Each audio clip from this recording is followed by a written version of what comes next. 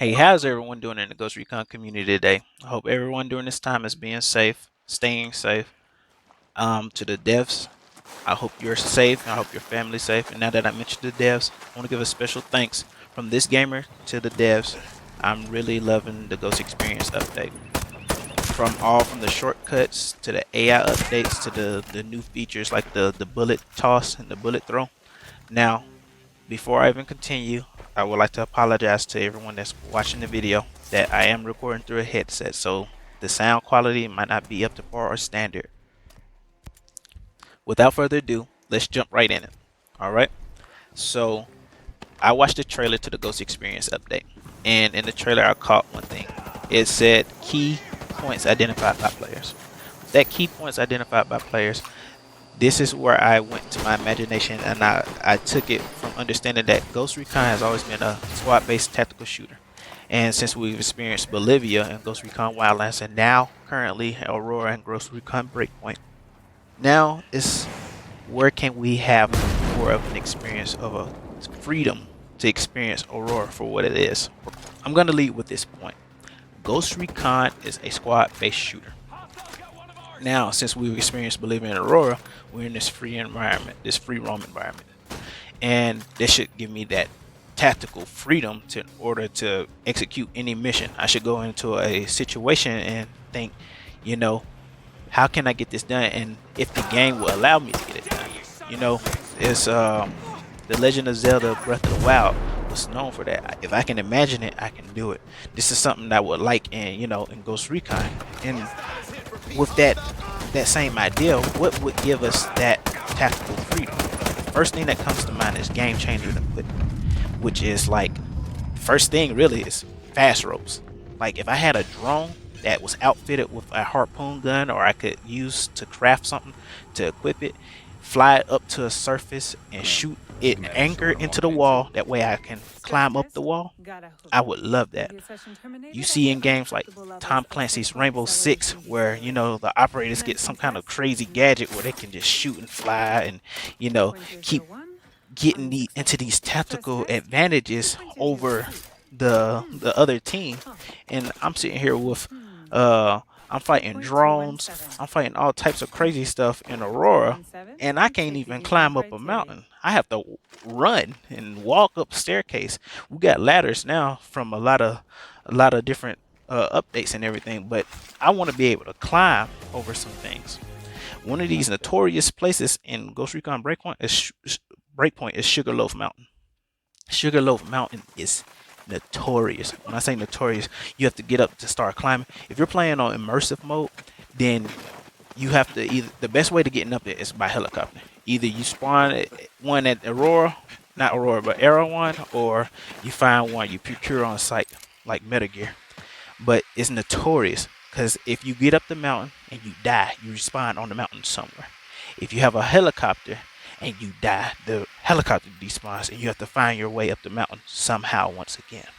So that's just that. Now we have a place in Wild Coast, this behemoth drone site. Now, if I was fighting this behemoth drone by myself, then if I died, I would respawn somewhere on the mountain or somewhere near the mountain. And majority of the time is be down below, and I have to either run all the way back up or find a vehicle to get all the way back to it to start again. Ideally, I could use a drone, harpoon it into the wall, get the climbing. Another place is Mount Hodgson.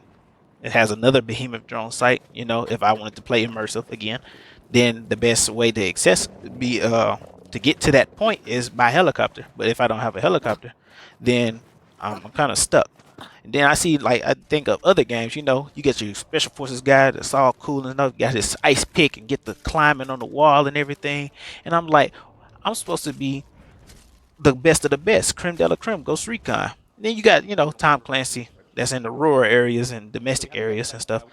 And, they get the cool guy stuff, get the grappling hook where you just go up the wall, hang upside down, and shoot people and stuff. I'm like, where do I get that type of tactical freedom that these players get in these Tom Clancy's games? The next thing is smoke grenades. All right, not this. I run as Hulk smash this thing into the ground, you know, and nah, regular smoke grenades. I just want regular smoke grenades. Like I want to take my grenade, my regular smoke grenade, and be able to take it and throw it into a situation. Like, yeah, I just want to be able to throw the grenade. You know, it provides some cover just in case somebody get down. It could be a regular grenade, but in substitution for that Panther class, it could be a compound of both the cloak and spray and a smoke grenade. That way it remains exclusive to the Panther class, and also it gives a area effect for everyone on the team. That way, if we're fighting drones, everybody can be provided some type of cover. Now, as far as the fragmentation grenades, this little blast radius that appears below, it's like that breaks immersion completely, especially in multiplayer whenever you're playing against other teams and they're getting ready to throw the grenade and you can see the blast radius. It defeats the purpose of even having it. And then the blast radius, it doesn't encompass the whole radius. It only encompasses that center part. So if I see it coming, you know, I'm just like, oh, I see the ring, let me get out of it.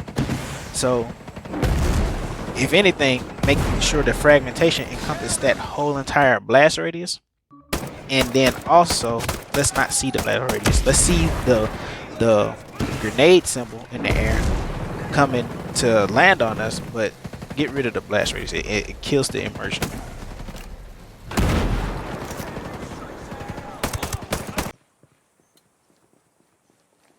Next on the list is this, where I can move fast while having my weapon fixed in a direction, and then I could shoot at will. If I had the control over that, this would actually help the multiplayer aspect of the game, because you have situations like this where the guy's over here and he runs here, and then I have to aim all the way down to the left corner of my screen, and that's just stationary. Now if I was on the move, then everything is getting a little bit more chaotic. You know, now I have to do all this weird stuff. Versus I pull my camera back, have situational awareness, be able to move quicker, and still put rounds on target and less camera movement. So this would be able to control a situation like that and make players play even more tactical. And then you have the players that's in the multiplayer that will actually sprint left and right and keep their camera centered, and then focus fire on you while you're focusing fire on them while they're moving left and right and can't get a target because they're moving too quick. So if the camera was actually pulled back in that type of situation, it would be less movement for you to move your camera in order to shoot your target and hit your target and possibly kill them. And that cone, that shooting cone for your spread should be smaller. Your special forces operator, it shouldn't be that way. But how you would control it, you know, for people that play on the consoles would be, you know, half pull that right trigger and you'll go into that fixed view where you sacrifice accuracy for mobility, and you full pull 100%, you know, you just shoot in that direction. Then like for your left trigger or L2, if you slightly pull it, you hold your breath to acquire that precise target, and if you fully hold it, you know, you're just aiming down sight. It works to balance out the game. The next thing is checking your magazine and ammunition count. This will add to that fully immersive feel where if you had no HUD, you get some type of indicator, you know, from your operator, either showing the count or saying it out loud, or even going with color or weight, where if they pulled out the magazine at 20 or more, they say I'm good on ammunition. 15 or less, I'm yellow on ammunition, or 0, I'm black on ammunition. The next thing on my list is contextual interactions, like, hey, AI, pick up that body, move them. Or, hey, AI, stack up on that door, get ready to breach. It would be ideal in a situation if I could go out and grab my guy instead of having to wait and pick him up. Then I could just drag him out of a situation, provide some type of cover fire and everything. Or even like, that's just ideally for that. If I could walk up behind him, my AI or my teammate or another player, and tap him on the shoulder and engage a auto follow feature, as seen in Metal Gear Solid Peace Walker. This would be ideal in like a lot of tactical situations where we need a distance to be close, where we need to go clear buildings and move fast. One game in particular that was similar was Ghost Recon Future Soldier, where you could put like a marker and mark where your teammate or whoever the said player was, and you could get to them with the shortest route. This was ideal in trying to identify which direction that your team was in. So if I could like tap on your shoulder, and stick with you through it, it'd look more like this, where we can move throughout environments as a team instead of having this close camera while aiming down sight trying to look tactical. We can actually move together, tap them on the shoulder, and then after that provide all types of security where I can manage the distance between me and the point man and be on the rail with him. Where he goes, I go. Sync. It would be so ideal for a situation where I can just link up with him and just cover his back, his 6 o'clock. We can just move together, tap him on the shoulder, and I auto follow him.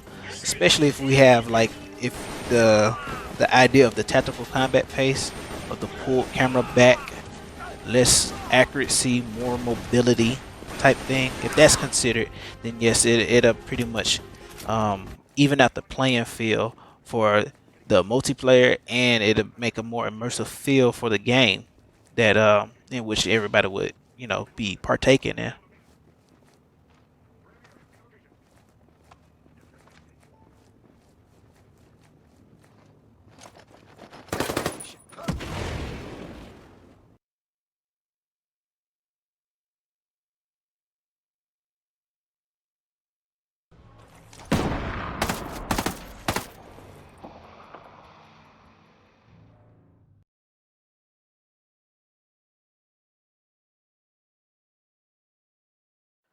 Next on the list is increase the enemy AI's field of view.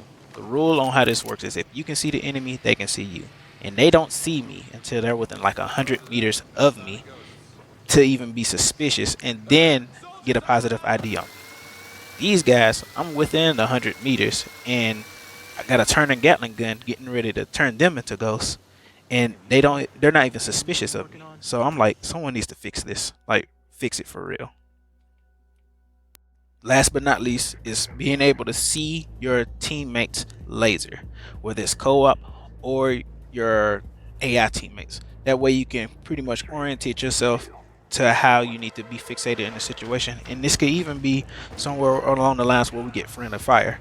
That way we can play even more immersive. Alright, so the next thing is the measurements on here. The measurements are off. Those guys out there, they're red at like 240, I think. But they're actually, that's like about 300 meters. That probably was about 200. And I would say from the fence to myself, it's about, I want to say about 70 to 50 meters. So the measurements throw off a lot of the I would say the estimations of trying to guess your shots and everything.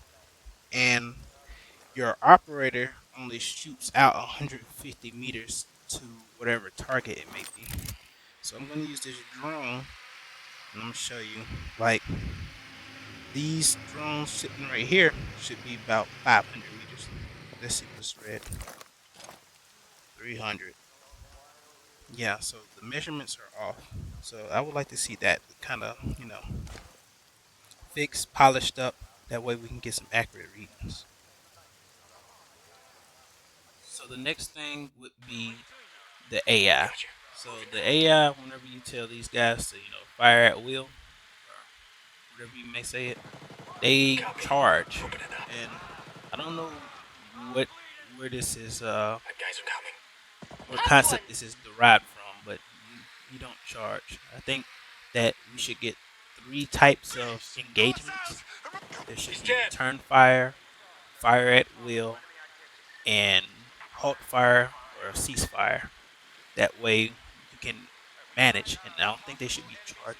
If anything, if they have any movement, it's whenever they're being engaged and they all get online and assess the threat. But to do this complete charging and everything right here, yeah, it's no point because if it's like this, then I could just have my AI go and clear the whole area, and then I come into the game. and I just go to the get whatever objectives it is. Also, the AI needs to, for whatever reason, they're not synced. That needs to be fixed as well because it takes out the immersion. I hit one. One of the fixes I would like to see on the consoles, I can't really speak for the PC, but on the consoles is the button mapping. So I have A for crouch and A for prone, and they're both set to press. So if I slightly hold it more longer, I'll go prone, which defeats the purpose of having it on press.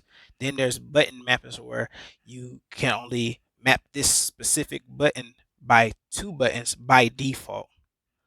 And whenever you try to remap it to anything else, this is the only time you can have 2 buttons instead of mapping something else on 2 buttons. Then the engage sync shot drone or engage sync shot function doesn't actually work if you remap it. So I would like to see that fixed. Last but not least, the human shield and the AI functions. Why I have a human shield. So he's just dumping all these rounds, disregarding his buddy that's in tow, and I'm taking damage.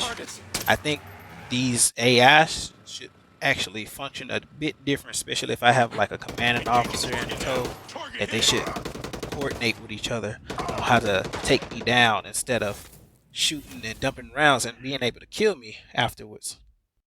This will conclude my video. I would like to thank everybody who's lasted this long with watching the video under the conditions that my audio sucks and everything. But if you agree with some of the points, I will create a forum post with a poll in the description, with the link in the description, excuse me. And you can go there and vote on, see if you agree with anything that I have brought up within the video or not. But I do really appreciate, thank you for watching, and you have a good day.